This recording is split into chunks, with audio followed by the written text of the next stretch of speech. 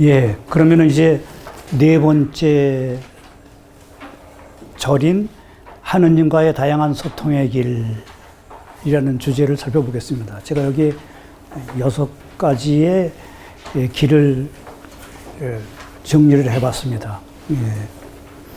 첫 번째는 하느님은 우주의 텅 빔이며 우주의 마음이다. 이럴 때 이제 하나님이라는 이제 표현을 쓸 수 있다라고 이제 생각을 합니다. 뭐 제가 이제 거기 각주에도 썼지만 우리는 하느님을 부르는 다양한 이름이 있습니다. 그래서 뭐 또 교회마다 종교마다 좀 다른 이름을 부르는데 저는 이제 일반적인 이름으로 통용할 때는 하늘님에서 유래했으니까 하느님이라고 보통은 부르고, 그 다음에 여기 이제 뜻에 따라서 이제 하나의 중점을 두면 하나님이고, 얼의 중점을 두면 한얼님이고, 뭐 그런 식으로 지금 이제 표현을 쓰고 있습니다. 그래서 그 점을 고려하시면 되겠고요. 그래서 하나이며 전체로서의 하느님을 우리는 하나님이라 이름한다. 그래서 하나님을 이제 그런 식으로 생각할 수가 있죠. 그래서 다석 선생님은 단 하나밖에 없는 온통 하나, 전체. 그 온통 하나는 허공이다라고 얘기를 합니다. 존재자들이 넘쳐나는 물질계는 색계이며 이 색계는 환상이다라고 얘기를 합니다.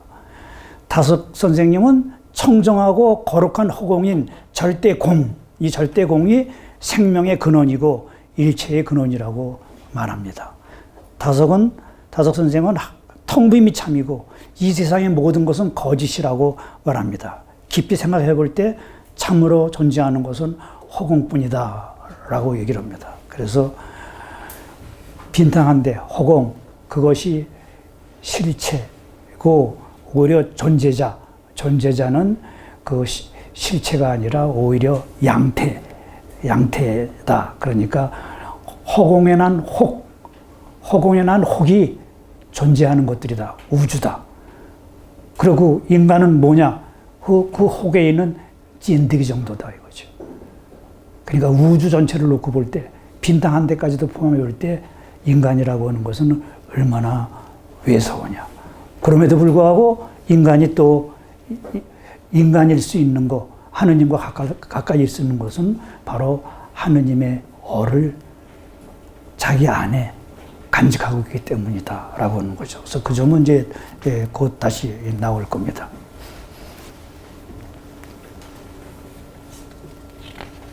예, 지금 이제 여기서는 여기서 읽어보는 것들은 여러분들이 텍스트를 따라가면서 보시면 좀 이해가 더 되실 거예요. 이제 두 번째는 하느님은 존재의 사건이다라고 하는 것, 사건. 그러니까 아까는 텅빔, 빈탕한데 그 사건이 벌어지는 마당, 이 사건을 가능케 하는 그 마당, 근원을 생각했다고 한다면 이제 그 안에서 벌어지고 있는 그런 사건들을 본다면은 그때 하느님은 이제 하늘님이라고 그러고 한울님이라고 그럴 수 있다 이거죠. 여기서는 생성과 소멸, 변화와 진화가 일어나고 있는 유한 우주에서 그런 사건을 주재하는 신으로서의 하느님을 생각할 수 있다라고 하는 거죠. 그러니까 이 빈탕한 데에서 그야말로 그 우주의 시작이 뭐 150억 년이라고 그러는데 빈탕한 데는 150억 년, 아마 1500억 년이 있었을 수도 있죠. 150억 년에 이제 빅뱅이 일어나서 존재의 사건이 이제 펼쳐져 온 거죠. 그때부터의 이 사건을 이제 주재하는 신으로서의 하느님을 생각할 수가 있다라는 거죠.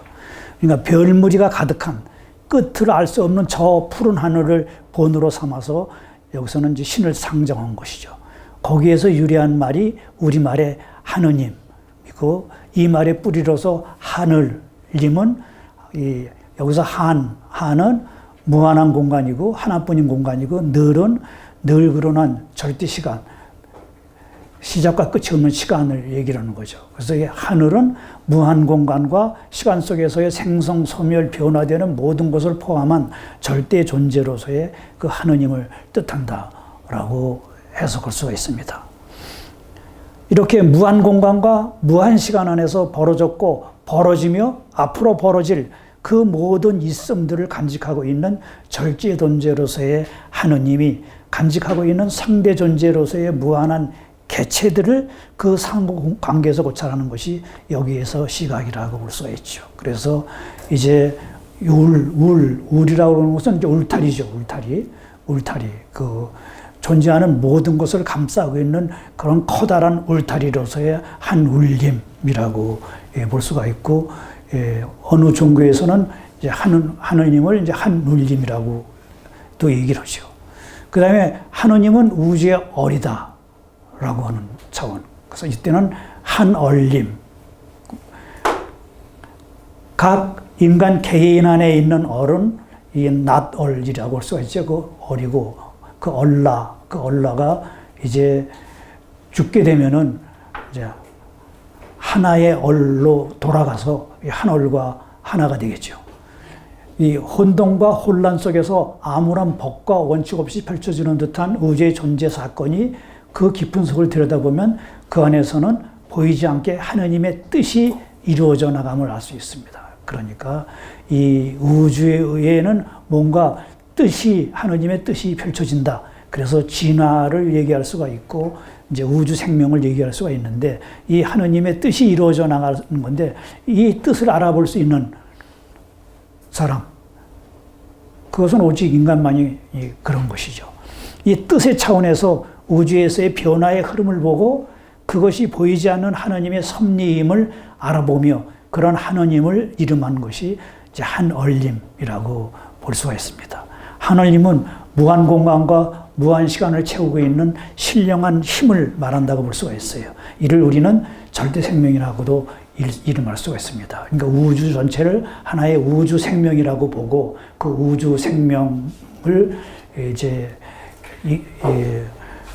유지하고 있는 그런 절대 생명이라고 볼 수가 있죠. 예, 그러면 텍스트를 조금 더 보면요.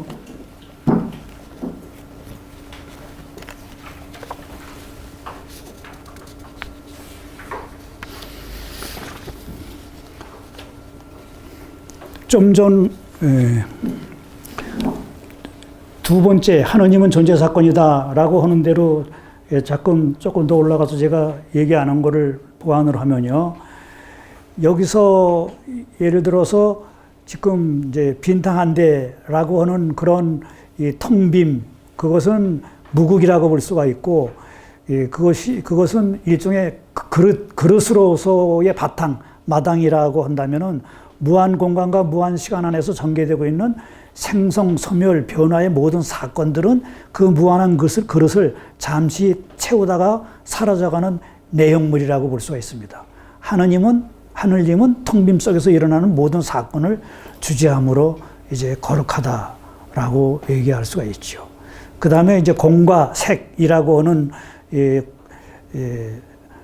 불교의 용어들이 있죠. 그래서 그것도 이제 하느님은 실체인 무와 양태인 유로 되어 있다고 할 수가 있고, 하느님은 무와 유, 바꾸어 말하면 공과 색으로 되어 있다라고 볼 수가 있어요. 그런데 유는 자꾸만 바뀌죠. 그런데 무는 바뀌지 않습니다. 그러므로 전체인 하나님으로서는 바뀌면서도 바뀌지 않는다고 말할 수가 있습니다. 하느님은 변하지 않는 무와 변하는 유의 양면을 가졌기에 전체로는 변하면서 변하지 않고 변하지 않으면서 변한다 라고 얘기할 수가 있어요. 그렇게 무는 변하지 않는데 유는 변한다 라고 얘기할 수가 있죠.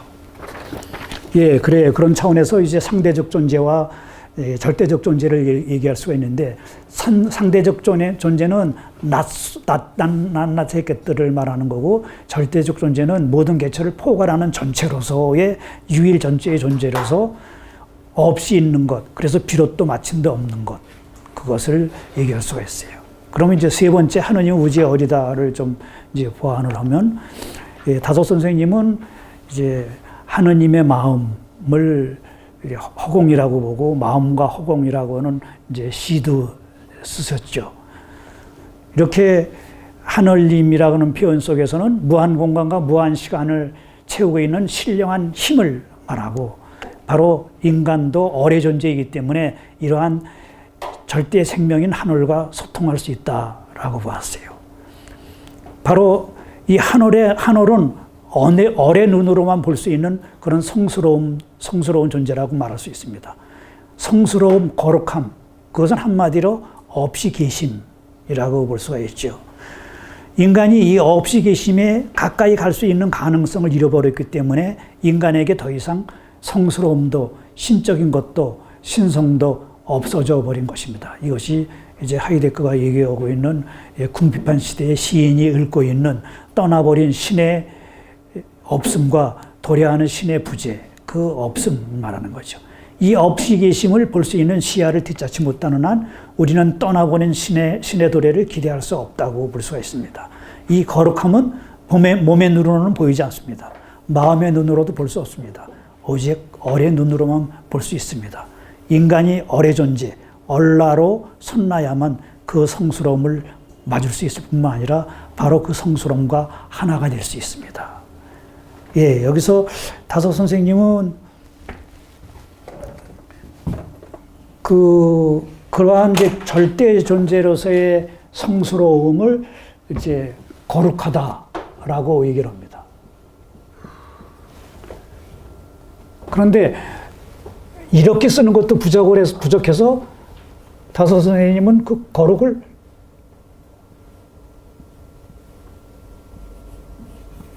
이렇게 씁니다. 그라고. 그래서 그거는 다섯 선생님은 우리말의 기억은 이 하늘에서 무엇이 내려오는 거예요. 기억은 하늘에서 무엇이 내려오는 거예요. 니은은 그 내려오는 것을 이제 받는 거예요.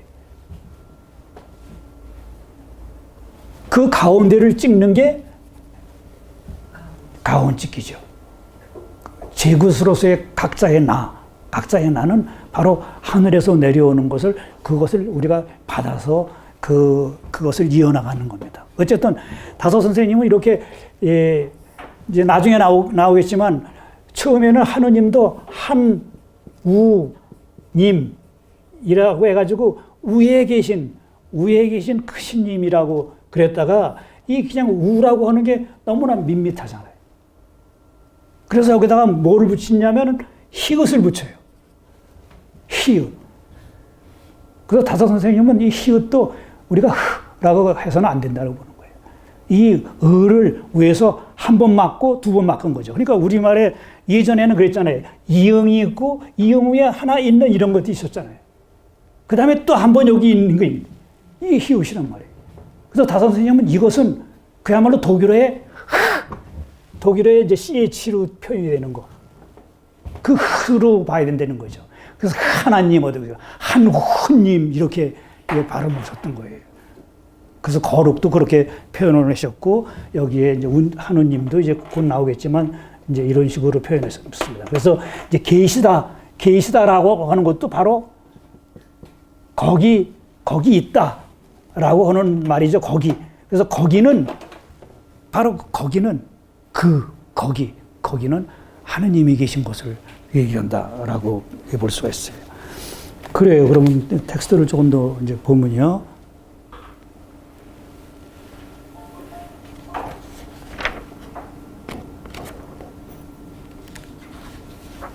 예, 그 마지막 단락을 보면은 다섯은 참이신 하느님은 없는 것 같다. 없는 것 같은 것이 하느님이다. 하느님은 얼로 무한한 시간과 공간에 가득하다라고 말합니다. 다섯은 우리가 코로 쉬며 연명하는 목숨은 참 생명이 아니라고 말한다. 하느님의 성령을 숨쉬는 얼생명이 참 생명이다. 영원한 생명에 들어가면 코로 숨쉬지 않고도 끊어지지 않는 얼숨이 있다. 숨 안 쉬면 끊어지는 이 목숨은 가짜 생명이다. 이렇게 이야기하죠. 하느님의 성령인 말숨, 그래서 말숨이라고 합니다. 말숨. 뭘 숨쉬지 못하면 사람이라 하기 어렵다. 하느님이 보내는 성령이 얼라인 참나다. 석가의 법심, 예수의 하느님 아들은 같은 얼라인 영원한 생명을 그렇게 표현한 거다라고 보고 있습니다. 예, 그러면 이제 네 번째로 가서 네 번째는 이제 하느님은 우주의 생명, 우주의 진화다. 이런 차원에서 이것은 이제 한얼림, 한울림이라는 표현을 쓸 수가 있습니다. 우주의 텅 빔 속에 신령한 힘으로 고루 퍼져 있어서 우주 안에서의 모든 존재자가 하느님의 뜻대로 생성, 변화, 소멸하도록 이끄는 하늘로 인해 우주는 살아있는 우주 생명이 되는 겁니다. 그래서 하늘하고 우주 생명은 어떻게 보면 이제 같은 의미 차원에 있는 거죠. 영원히 계속 사는 절대 생명입니다. 그러한 신을 우리는 한울림, 한울림이라고 합니다. 참 생명은 상대 생명을 감싸면서 그것들을 살게 하고 있는 절대 생명으로서 얼생명입니다. 우주 생명으로서의 이 얼생명은 텅 빔 또는 빈탕한 데로서 하늘이며 한얼입니다. 다섯은 성령의 바람을 범신으로 보고 범신이야말로 진정한 생명운동이라고 말합니다. 성령의 바람이 이 우주 곳곳에 모든 곳에 편재해 있다라고 하는 거죠. 그 다음에 이제 나는 이제 것이다라고 하는 유명한 얘기를 하는데, 나는 이 민족의 한 끄트머리 현대에 나타난 하나의 첨단이다. 나의 정신은 내가 깨어나는 순간순간 나의 마음 한복판에 것을 찍는다. 가온찍기이다. 이 한 것이 나다. 나는 한 끄트머리이며 하나의 점이며 것수이기도 하다. 다섯의 제자 함석호는 우주의 역사를 생명의 역사로 보고 그것이 곧 진화의 역사라고 주장을 합니다. 함석호는 또한 진화를 진보로 받아들이고 있습니다. 물질은 생명을 향해, 생명은 의식을 향해, 그리고 의식은 양심을 향해, 그러니까 의식은 이제 어를 향해 나아온 것이 진화의 역사라고 이야기를 합니다. 예, 그러면 네 번째 것도 텍스트에 있는 걸로 좀 보아놓으면요.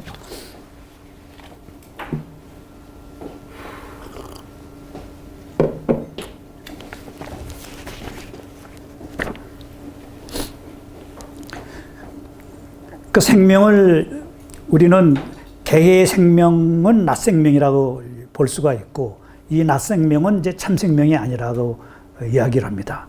이 낮 생명들을 갈수하면서 이것들을 살게 하는 절대 생명, 그것이 이제 얼 생명이죠.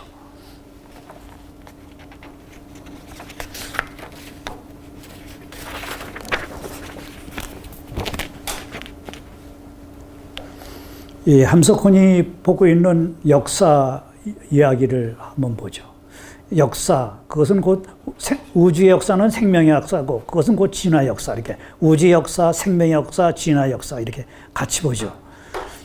역사는 결국 생명의 역사라고 주장하면서 국민의 역사이거나 인류의 역사이거나 문화의 역사이거나 천하의 역사이거나 국영에 있어서는 이 대우주를 꿰뚫고 흐르는 대생명의 역사다라고 이야기를 하고 있습니다. 함석헌은 또한 진화를 이제 진보로 받아들였죠. 그는 지금까지 우주의 역사가 진화를 거듭하며 발전해 왔듯이 인간 역시 진화를 거듭하여 더 고차원적인 존재, 곧 영적 생명을 향해 나아갈 것이라고 보았습니다. 그래서 그는 진화에서 새 하늘과 새 땅에 대한 믿음을 보았습니다.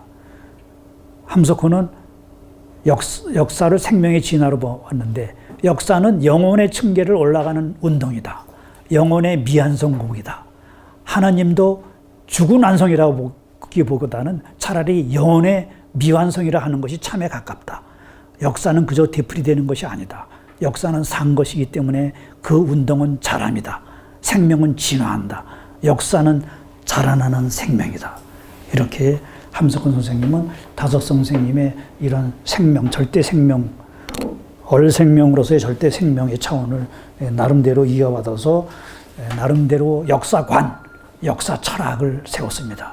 그래서 한국에 과연 역사 철학이 있느냐라고 하는, 역사학이 있느냐라고 하는 말을 하는데, 바로 그 역사학, 역사 철학, 그것은 함석헌 선생님한테서 볼 수 있다고 말할 수가 있습니다.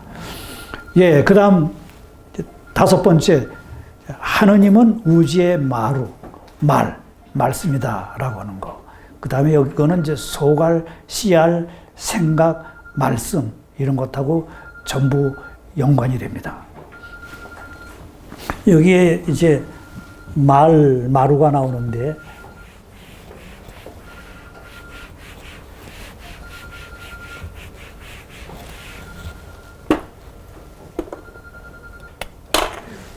우리말의 말.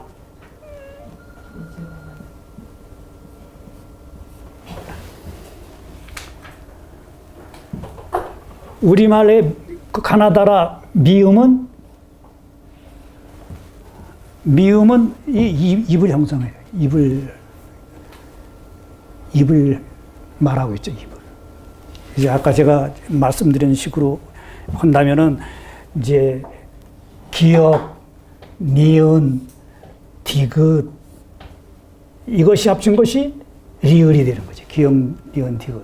그래서 가고, 나고, 되고 이 모든 것들, 가고, 나고, 되고 이 모든 것들은 뭐예요? 활동, 운동, 움직임, 이 모든 것들을 다 포괄하는 거예요. 인간의 일, 활동, 이런 모든 것들을 아우르는 거죠. 이 미음은 말씀드렸듯이 이제 인간의 입이고, 이 기역, 니은, 디귿, 리을 이 모든 것들이 모인 게 이제 미음이 되는 거예요. 가나다라마가 된 것은 미음은 바로 모든 것들이 합친 거예요. 모인 거예요. 그리고 이제 인간의 이제 가나다라마 할 적에 그 미음은 입을 표현하죠. 그렇기 때문에 제가 누차 말씀드렸듯이 여기서 아는 뭡니까? 아는 바깥으로 나가는 거죠. 바깥으로 나가는 거. 입에서 바깥으로 나가는 모든 활동, 모든 변화, 운동, 활동 이것이 말인 거예요. 그러니까 말의 의미는 그런 것이 그 안에 숨어 있고, 다석 선생님 여기에서 이제 바로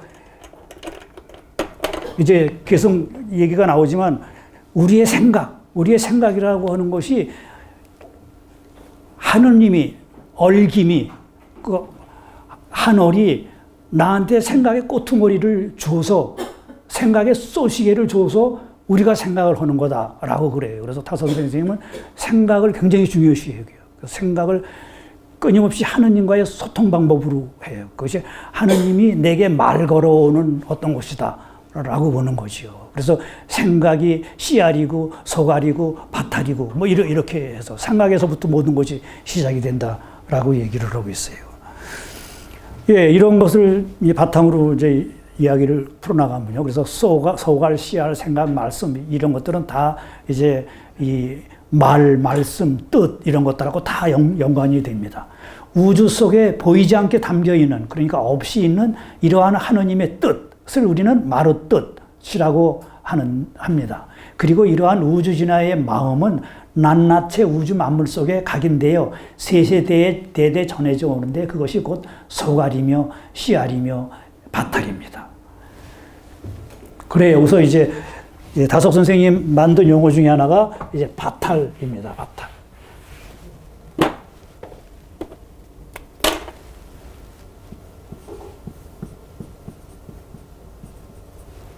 그래서 저는 이제 바탈이라는 용어를 다석 선생님한테 받아서 쓰고 있는데, 제가 원고를 이렇게 써서 출판사에 보내면 출판사에서는 이렇게 고쳐요.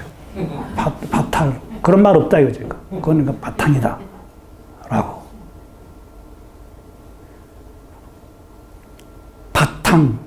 바탕이라는 말은 또 어디서 왔느냐. 가만히 생각하면 바탕은 밭에서 왔죠. 밭에서 오고 앙자가 붙은 거는 뭐예요? 어떤 것을 이렇게 작게 얘기할 때 있는 게 아니잖아요. 송아지, 강아지, 망아지 그렇게. 바탕은 사실은 이제 밭에서 온 거예요. 그래서 모든 것의 기본이 되는 바탕, 밭이다라고 하는 의미예요. 그런데 다석 선생님은 그런 의미에서 쓴 것이 아니라 이제 바탈이라고 그랬는데, 바탈은 어디서 온 걸로 보냐면은 밭 플러스 할. 밭과 할이 합쳐진 그런 거예요. 밭은 우리가 받는 거죠. 우리가 하늘로부터 받은 거예요. 할은 뭐예요? 우리가 해야 할 바죠. 해야 할 바. 마땅히 해야 할 바. 그러니까 우리가 하늘로부터 받은 그것에 따라서 우리가 마땅히 해야 할 바가 뭐냐라고 하는 거. 그것을 합쳐서 이제 바탈이라고 합니다. 그러니까 바로 여기서 소갈, 씨알, 바탈이 그래서 같이 가는 거죠. 소갈, 씨알은 우리가 하늘로부터 받은 것이죠. 그래서 거기에 맞춰서 우리가 살아나가야 되는 거, 그것이 이제 바탈. 그래서 이제 다섯 선생님이 여기 할과 관련지어서 하는 것이 뭐가 있어요? 할하고 우가 합쳐지는 거. 할하고 우가 합쳐지는 게 이게 하루예요, 하루. 할 플러스 우가 하루예요. 할우. 우리의 하루는 뭐냐? 계속 하늘로 올라가기 위해서 노력해야 되는 그런 나날이다 이거죠. 그래서 다섯 선생님은 하루살이라고 그랬잖아요. 하루를 하느님께 올라가기 위해서 끊임없이 노력하는 그런 하루로 삼고, 아침에 일어나셔서 칠성판에서 가우자 드시고 명상하시고, 거기서 이 동서양의 고전들 읽으시고 그렇게 지내시고, 저녁에 거기서 식사 한 끼 하시고, 그 다음에 해가 지면은 그 칠성판에서 다시 이제 나는 하늘로 올라간다 라고 해서 하루살이를 마치셨던 분이죠. 그래서 하루를 하루살이처럼 사셨기 때문에 다섯 선생님은 나이를 세릴 적에 뭐라고 셉니까? 네가 몇 하루를 지냈냐라고 세요. 그래서 다섯 선생님은 제가 잊어버렸는데 92세까지 사셨는데 그게 2만 3,000일인가 그래요.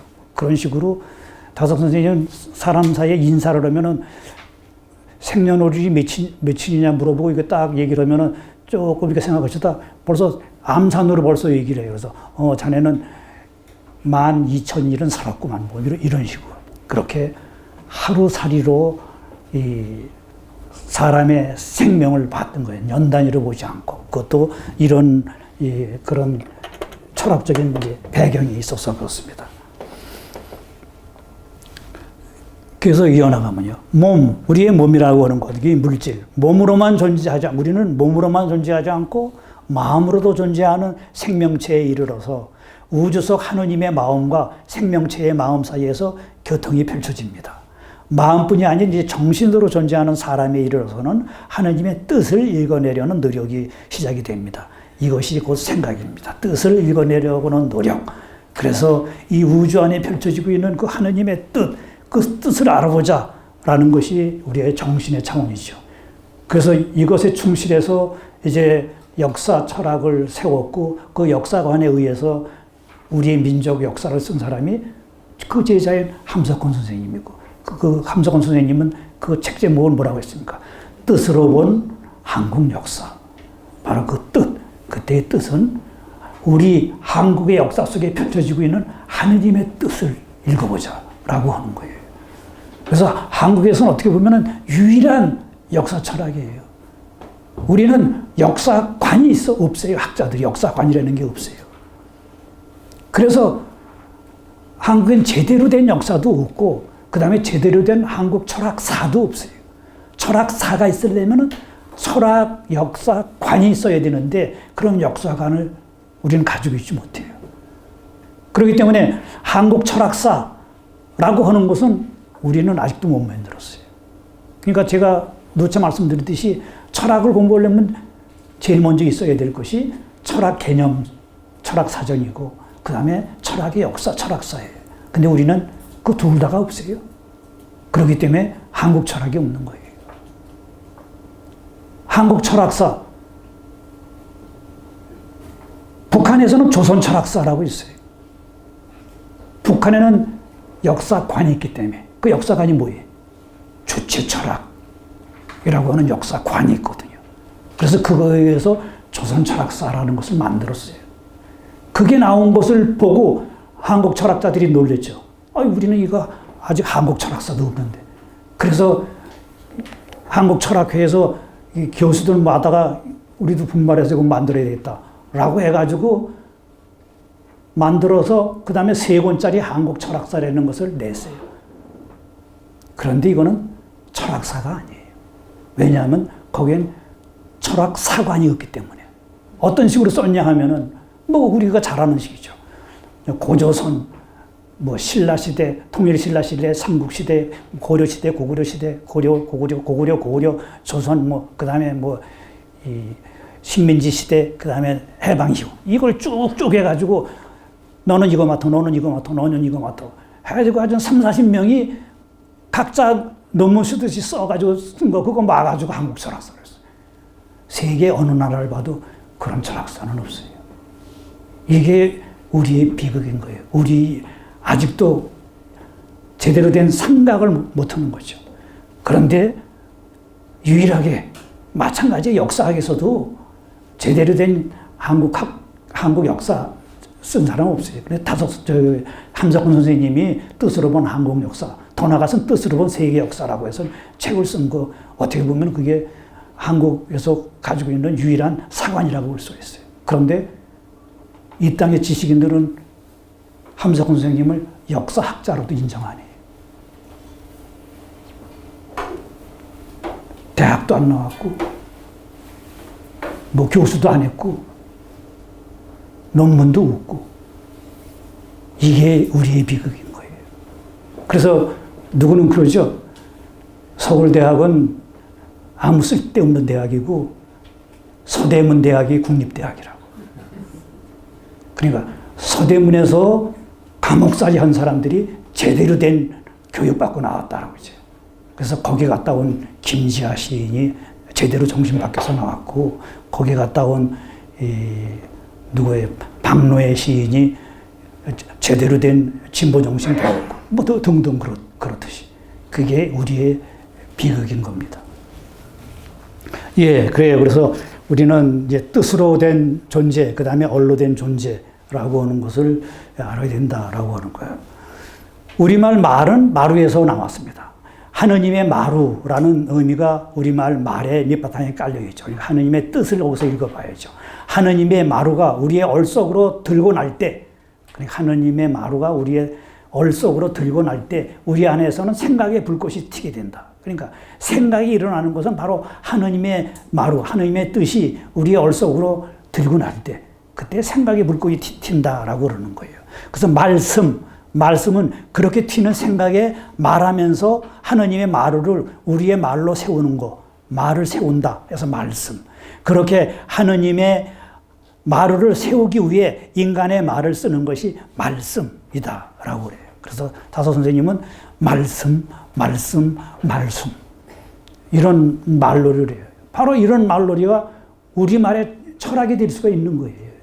그러니까 제가 하이데거를 공부하면서 하이데거 언어 철학을 하면서 바로 하이데거 언어 철학에서도 하이데거가 바로 그냥 독일어로 일반적으로 쓰는 것으로서는 도저히 표현할 수가 없는 거. 그것을 독일어가 가지고 있는 그 다양한 일상 언어가 가지고 있는 그 의미의 폭, 그 폭을 찾아가지고 지금 여기에 해당되는 것들을 얘기를 해요. 그래서 제가 이제 그것에 대한 이제 논문까지도 썼는데요. 하이데거가 얘기하고 있는 말과 언어와 여기서 얘기하는 말을 세우는 말씀과 그 다음에 그 말을 쓰는 잠언, 격언과 같은 말씀과 이런 것이 어떻게 다른가라고 하는 거. 하이데거는 언어는 뭐냐?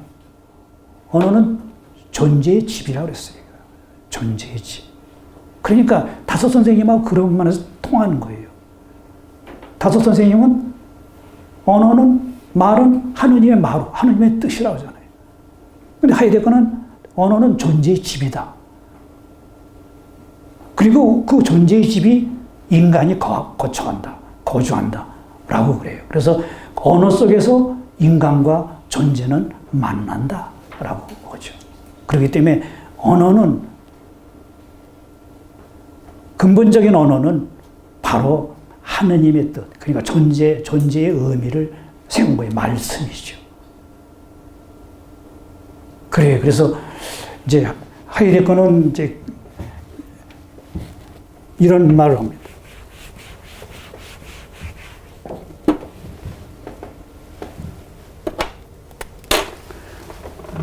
언어의 본질이 뭐냐? 언어의 본질.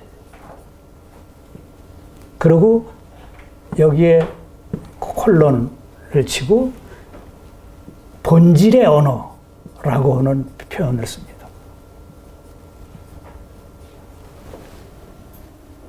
언어의 본질, 본질의 언어. 이게 별거 같지 않은 말인데 잘 생각해 보세요. 여기 아주 심오한 뜻이 들어있어요. 그게 바로 여기서 얘기하고 있는 이 하느님의 마루가 우리 얼 속으로 들고 날 때 우리 안에서 튀는 그런 생각의 불꽃이에요. 언어의 본질이 뭐냐? 언어의 가장 기본적인 역할, 그게 뭐냐? 라고 했을 때 그것은 본질의 언어다 이거예요, 본질. 그러니까 본질을 잡아내는 게 언어다 이거죠. 그래서 그 언어는 뭐냐?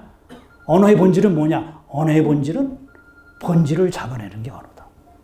그렇기 때문에 이제 하이데거는 그러면은 예를 들어서 인간을 규정할 때 인간을 이성적인 동물이다 라고 했을 때 이것은 언어의 역할을 제대로 했다면은 바로 인간의 본질을 잡아낸 말이어야 되는 거죠. 무슨 말씀인지 알겠죠? 그렇기 때문에 바로 그런 차원에서 다섯 선생님하고 통하는 거예요. 다섯 선생님도 바로 우리의 일상 언어 속에 그것이 그 언어가 지시하고 있는 그 사태의 본질이 잡혀 있는 거예요. 그런 차원에서 바로 철학은 이제 언어 철학이 될 수가 있는 거죠. 예, 말씀이 곧 하느님이기에 말씀을 쉬면서 우리는 몸이 아닌 얼로 숨을 쉬는 것입니다. 그래서 얼로 숨 쉬는 한에서 말씀은 또 다른 말로 얼숨이라고도 할 수가 있죠. 그것은 하늘에 있는 한얼, 우주 생명과 하나가 되어 쉬는 숨입니다. 그래서 그것은 또 우주의 숨이라고 해서 웃음이라고 할 수가 있습니다. 그럴 때 우리는 염화미소를 생각할 수가 있죠. 그 웃음이라고 하는 거. 그러니까 하느님의 뜻을 깨닫는 사람이 짓는 그 옅은 미소. 그것은 바로 어떻게 보면은 우주의 숨과 하나가 돼서 쉬는 웃음이라고 볼 수가 있는 거예요. 그 다음에 마지막에 하느님은 우주의 지향점, 목적이다. 이때 하나님, 아까 얘기한 한우님이라는 표현을 씁니다. 다섯은 우주의 비롯이며 마침을 하나에서 봅니다. 하나. 그래서 그 하나가 하나님. 그래서 하나. 이것을 이제 어떤 사람은 그래서 귀일 사상이라고 하죠. 귀일 사상. 다섯의 귀일 사상. 그래서 거기에 대해서 논문 쓴 사람도 있죠. 귀일 사상. 모든 것이 하나로 시작해서 종당에는 하나로 돌아간다. 귀일이죠. 대종교가나 대사상가나 믿는다는 것이나 말한다는 것은 다 하나를 구하고 믿고 말한다는 것이다. 하나를 구하고 믿고 말한다는 것이다.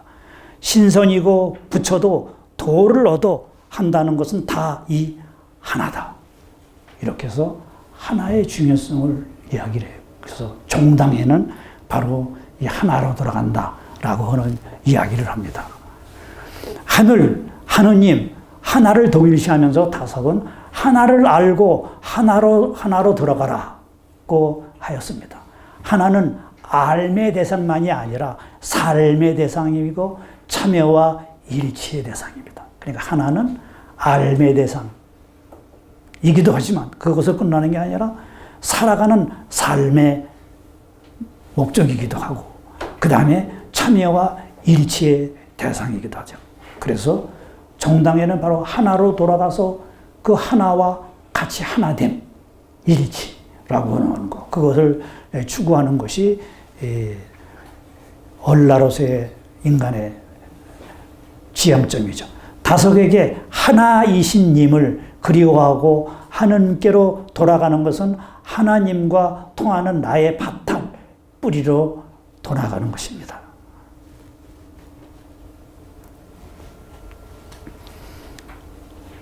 없음, 무에로 가자는 것, 이것이 내 철학의 결론이다. 다섯 선생님은 이렇게 얘기해요. 그러니까 없음에로 가자는 것. 그러니까 서양하고는 완전히 다른 거죠. 이제 하이데거가 후기에 가서 인간은 무의 자리직이다 라고 했을 때 이거하고 통하는 거죠. 그래서 없음, 무예로 가자는 것. 이것이 내 철학의 결론이다. 모든 문제는 마침내 하나에 연결되어 있다. 문제는 언제나 하나 전체인데 하나로 참 살고 하나로 돌아가자는 것, 그것이다. 그래서 귀일이라고 말씀을 드렸죠. 그래요. 그러면 텍스트에서 그냥 건너뛴 거를 좀 보완을 하면요.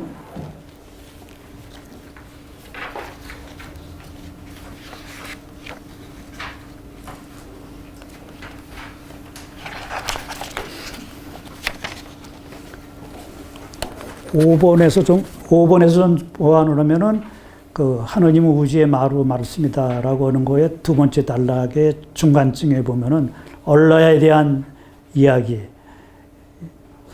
이 하늘이 일으킨 생각의 불꽃으로 인해 사람은 하느님을 그리워하게 되고 그 그리움을 그림으로 그렸고 그 그림이 줄여져 글이 되었다. 그러니까 우리말에 이 선을 긋는 것은 긋다라고 그러잖아요. 긋다. 선을 긋다. 그 다음에 선이 많이 모이면 뭐가 됩니까? 그것이 그림이 되는 거죠. 그러니까 선을 긋고 그 다음에 이 선을 많이 그어서 형상을 만들면 그것이 그림이 되는 거예요. 그리고 그 그림은 인간의 상상력이 표현이 되는 거예요. 그 표현은 뭐냐면은 그리움이죠. 인간이 지향하는 거, 추구하는 거. 그래서 그것은 그 그림에는 바로 이 그리움이 들어있어요. 그래서 저는 호지가 딴 데서 쓴 데서는 바로 그 점을 구별하기 위해서 이제 한국인의 상상력이라고 하는 데서 이제 글을 썼는데 그때 저한테 주어진 것은 이제 우리는 지금 이미지의 시대라고 그러잖아요. 이미지. 이 이미지를 우리는 그냥 지금 이미지라고 그런단 말이에요. 우리는 우리말로 어디 찾아보려고 그러질 않아요. 찾아보려고. 그래서 제가 저한테 그러니까 한국인의 상상력에 대해서 한번 글을 써라라고 해서 제가 이제 글을 썼는데 그거는 여기서 아마 후반부에서 강의를 하게 될 거예요. 그때 제가 그래서 이 이미지에 대한 우리말을 아까 다석 선생님의 이걸 썼잖아요. 여기다가 이거를 붙였어요. 그래서 이미지는 기림이다라고.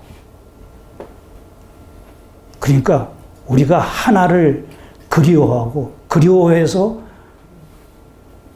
그림으로 그리고 그러는 것들, 그것이 결국은 이미지다. 그러니까 누구는 너무나 그거는 신적인 거 아니냐. 인간이 가지고 있는 이미지, 다양한 이미지인데, 그래서 제가 반문을 했어요. 이 서양의 이미지가 어디서 왔는지 아냐고. 그러니까 그런 사람들은 스스로 이거는 생각을 안 한 거예요. 이것은 어디서 왔냐면은 라틴어 이마고에서 왔어요. 이마고. 그리고 이 이마고는 이마고하고 붙는 말이 뭐냐면 이마고 데이예요. 그것은 뭐야? 신의 형상인 거예요. 신의 형상. 성서에 신의 형상을 만들지 말라. 신의 형상을 그리지 말라. 라고 하는 그때 이미지예요. 이미지는 거기서 온 거예요. 그러니까 서양도 마찬가지로 이 이미지는 신적인 차원이 있었던 거예요. 근데 우리는 그런 것은 모르고 제가 이렇게 그런 우리말이 가지고 있는 그런 신적인 차원을 그려내니까 그것은 우리의 현대에 쓰고 있는 이미지와는 안 맞는다 이렇게 얘기를 하죠. 그러니까 자기의 바탈도 모르고 우리말에 바탈은 생각하지 않고 서양 거라면 그저 무조건 좋아가지고 쩔쩔매는 사람들, 그 사람들이 지금 지식인이기 때문에 문제입니다. 이게 바로 그러니까 그림이 이제 줄어서 글이 된 거. 이렇게 다석 선생님은 긋다, 그 다음에 글이다, 그 다음에 이것이 줄어서 글, 이런 식으로 그 연관성을 보고 있어요. 우주에 있는 모든 만물은 말없이 자기의 몸짓을 태워 하늘의 뜻을 이행한다. 이것이 우주 생명의 원칙이며 생명의 의미다. 그런데 하느님의 뜻을 살해하는 존재인 사람, 사람은 자신 안에 담겨 있고 우주 전체에 숨겨져 있는 하느님의 뜻을 읽어내야 된다. 이렇게 하느님을 생각하고 그리워하게 되면서 사람은 그림을 그리고 말을 하게 되고 글을 쓰게 된다. 그림이건 말이건 글이건 모두 다 하느님을 생각하면서 그리워한 데서 비롯된 것이다 라고 다섯 선생님은 이야기를 하고 있어요. 그래서 그 다음 말을 인용하면요, 생각이 문제요 말씀이 문제다. 생도 사도 문제가 아니다. 그것은 객관적인 생각이다. 사람에게는 진리의 생각이 문제다. 위로 올라가는 생각이 문제다. 위로 올라가는 생각이 하느님의 말씀으로 참이다. 나를 통한 성령의 운동이 말씀이다. 성령은 내 마음속에 바람처럼 불어온다. 내 생각에 하느님 아버지의 뜻을 실은 것이 말씀이다. 다섯은 오직 하느님의 뜻밖에 없다고 말하면서 영원히 갈 말씀은 이 혀로 하는 말이 아니라 입을 꽉 다물고도 응답할 수 있는 하느님의 뜻이라고 강조합니다. 생각한다는 것은 소리를 낼 필요가 없다. 그냥 생각은 그렇잖아요. 소리를 낼 필요가 없잖아요. 소리를 받아서 귀로 들을 필요도 없다. 하느님의 말씀을 들을 수가 없다. 하느님의 말씀은 들을 수가 없다. 그러나 선지자들은 하느님의 말씀을 듣고 있었다. 그것을 기록한 것이 경전이다. 이렇게 이야기를 하고 있습니다. 예, 그래. 그러면은 이제 그 다음 6 마지막에서는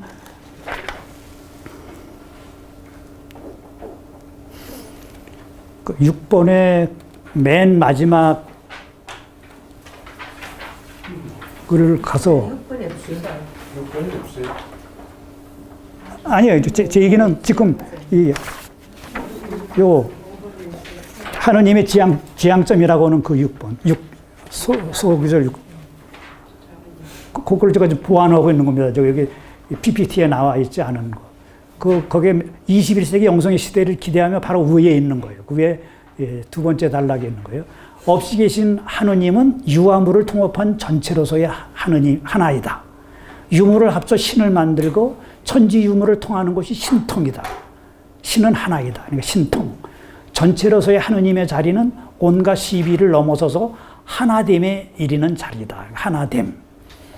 시시비비 따지는 것은 내가 지은 망령이요. 하느님을 믿고 만족하면 일체의 문제가 그치고 만다. 시비의 끄트머리는 철인의 경지에 가야 끝이 나고 알고 모르는 것은 유일신에 가야 넘어서게 된다.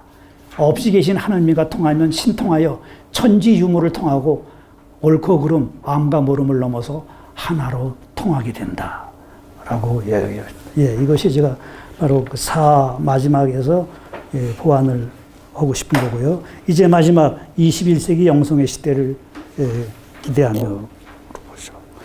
뭐 제가 결론은 항상 그렇게 합니다. 영성의 시대라고 하는 거고, 영성의 시대를 이제 강조하고 있고, 그 영성의 시대에는 이제 어떠해야 되느냐? 그것은 이제 없음의 경험에 우리의 마음을 열어야 된다라고 하는 거죠. 지금 인류는 절실하게 새로운 사유의 패러다임, 인식론적인 틀, 창조적 해석을 필요로 하고 있습니다. 그러니까 패러다임, 사유의 패러다임도 바뀌어야 되고, 인식론적인 틀도 바뀌어야 되고, 해석도 이제 창조적 해석학이 등장해야 된다. 이것은 뭐 제가 하는 얘기가 아니라 유럽의 지식인들, 철학자들이 하는 이야기예요. 그래서 그러기 위해서는 이성 중심의 사유 태도와 생활 방식 속에서는 존재의 바깥이라고 생각되는 무, 공, 허가 없는 것으로 제외되고 삭제되고 망각된 것이 은닉되어 무에 대해 이야기하는 것 자체가 반이성적이고 비이성적이고 몰리이성적인 것으로 낙인찍혀 세상에서 내몰리게 된 거죠. 이것이 서양의 역사예요. 그래서 서양의 역사는 서양 학문의 역사는 무제거의 역사다라고 그렇게 얘기를 하죠. 그래서 저는 이제 20세기 전반부 1차 대전, 2차 대전을 비롯해서 일어나는 것이 바로 이 서양이 제거한 그 무가 반란을 일으키는 거다라고 하는 거예요. 그래서 이제 허무주의 시대가 오는 거예요. 허무주의 시대. 허무주의 시대는 너희들 한번 그럼 무를 경험해 봐라 이거죠. 무. 그래서 무를 경험하면서 많은 사람들이 자살을 하잖아요. 그거는 영성이 없기 때문에 자살을 하는 거예요. 무에 대한 제대로 된 경험은 바로 이제 무를 대면하고 내 안에 있는 그 얼라가 무하고 소통할 수 있다는 것을 알게 되면은 그러면은 제대로 된 없음의 경험을 할 수가 있는 거죠. 이렇게 이성을 둘러싼 현대의 논쟁이 근대성을 둘러싼 논쟁이며 결국은 탈근대의 논쟁이라고 볼 수가 있습니다. 그런데 바로 한국인의 존재 이해 지평은 사실은 존재가 아닌 없음, 무공허임을 우리는 지금까지 논의해서 확인할 수가 있죠. 그래서 이것을 이제 마지막으로 정리한다면 하느님의 논의는 크게 네 가지로 구분된다고 볼 수가 있습니다. 첫째, 온통 하나로서의 하나님을 생각할 수가 있어요. 그러니까 태극, 무극, 허극, 영극 그 모든 것을 합친 온통 하나로서의 하나님을 생각할 수가 있죠. 그런데 둘째는 이 중 무극만을 떼어내서 고찰할 때 절대 공으로서의 하나님을 이야기할 수가 있죠. 그 다음에 셋째는 태극, 이제는 태극만, 즉 무한한 공간과 무한한 시간 속에서 펼쳐지는 되어감의 전개 과정, 생성, 소멸, 변화를 주관하는 그 하느님으로서의 하느님을 생각할 수가 있죠. 그 다음에 셋째는 흔히 하느님의 마음이라 표현되는 우주의 얼로서의 하느님을 생각하면 이렇게 크게는 네 가지로 나눌 수가 있는 거죠. 그러니까 하나님은 태극, 무극, 허극, 영극 이 모든 것들을 다 합친 온통 하나로서 그 전체로서의 하나님을 우리는 하나님이라고 볼 수가 있고 그 다음에 무극만을 떼어냈을 때의 하나님, 그 다음에 태극만을 떼어냈을 때 하느님으로서의 하나님, 그 다음에 하느님이라고 마음이라고 생각되는 우주의 얼로서의 하느님 이런 식으로 이야기할 수가 있습니다. 그래요. 이렇게 해서 이제 한국인의 독특한 신관이 새로운 정신성, 새로운 영성, 새로운 종교성의 시대에 지구인이 필요로 하는 통합적 신관 구축에 도움이 되리라고 희망을 해볼 수가 있겠습니다. 이것이 제가 말씀을 드렸듯이 2009년 동서신학 포럼에서 동서신학자들이 모여서 말씀과 성령이라는 주제로 새로운 그리스도론, 새로운 이제 성령론, 새로운 영성론을 추구하며라고 하는 이제 부제를 달고 한 학술대회에서 발표한 내용입니다. 그래서 이제는 한국적인 영성론, 한국적인 신학론이 가능하다. 다서위원분 선생님의 이야기를 우리가 귀담아 듣는다면. 그래서 저 책에는 이제 또 한 선생님, 강남대학의 김흡영 선생님께서 발표하셨는데 그 장면도 다섯 선생님의 사상을 가지고 도신학, 다오 테올로기라고 해서 발표를 했습니다. 그러니까 도하고 그리스도교가 얘기하는 로고스하고를 연결 지으면서 발표를 했습니다. 이것이 오늘 제가 여러분들한테 말씀드리고자 하는 전책입니다. 고맙습니다.